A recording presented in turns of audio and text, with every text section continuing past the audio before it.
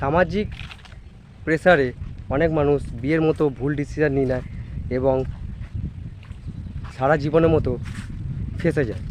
তো এই সামাজিক প্রেসার থেকে কিভাবে ওভারকাম করবেন, সমাজকে কিভাবে ট্যাকেল করবেন, সমাজে মানুষগুলোর কথাগুলোকে কিভাবে উত্তর দেবেন।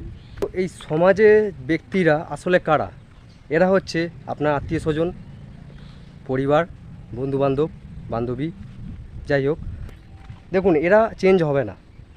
সত্যি কথা বলতে গেলে যারা আপনাকে বিয়ে নিয়ে প্রেসার করছে, প্রথমত অধিকার নেই আইনত আপনাকে প্রেসার করা ডাইরেক্টলি। ইনডাইরেক্টলি অনেকে মেন্টালি পোক করতে থাকে বিভিন্ন সময়। তো যখন জিজ্ঞাসা করবে বিয়ে কখন করছিস, যখন এসব প্রশ্ন বিভিন্ন রকম করতে থাকবে, তখন কি করা উচিত? তখন খালি একটাই প্রশ্ন জিজ্ঞাসা করবেন, বিয়ের খরচা কি আপনি চালাবেন?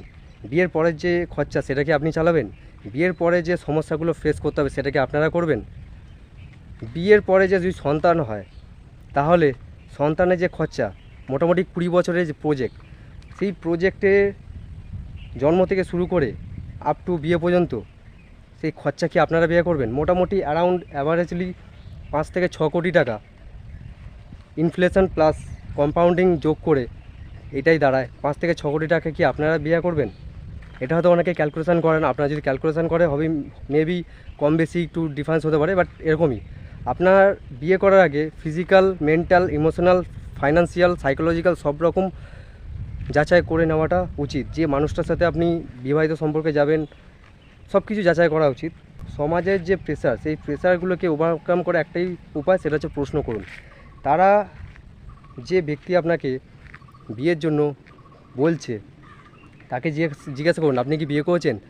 যদি বিয়ে করে না থাকে তাহলে তার বলার কোনো অধিকারই নেই যে অন্যকে বলার বিয়ে করার জন্য। আর যদি বিয়ে করে থাকে জিজ্ঞেস করুন তারা কি হ্যাপি আছে, সত্যি কি হ্যাপি আছে। হয়তো সোশ্যাল মিডিয়াতে আপনারা দেখবেন যে দেখাচ্ছে তারা খুব খুশি, হ্যাপি, আনন্দিত, কিন্তু বাস্তবতা কি? বাস্তবতা হচ্ছে তারা ভেতর থেকে খুবই দুঃখে রয়েছে, সেটা প্রকাশ করবে না। তারা তাহলে প্রশ্নটা হচ্ছে তারা কেন দেখাচ্ছে? কারণ ফেম, লাইকস, কমেন্ট, টাকা, এইসবই আর কি, এসবের জন্যই করছে। তাদের ডিজায়ার ফুলফিল করার জন্যে এসব তারা বলতে থাকে। তাদেরকে জিজ্ঞেস করুন, অবজার্ভ করুন তারা কি সত্যিই বিয়ে করে হ্যাপি আছে, এগুলো জিজ্ঞেস করুন। প্রশ্ন করাই একমাত্র উপায় এই ট্র্যাপ থেকে বেরিয়ে যাওয়ার জন্যে।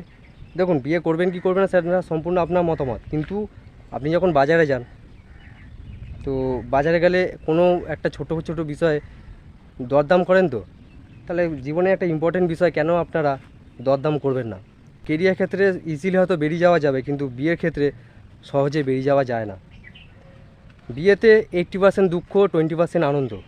সিঙ্গেল যদি থাকেন 20% দুঃখ থাকে, 80% আনন্দ থাকে।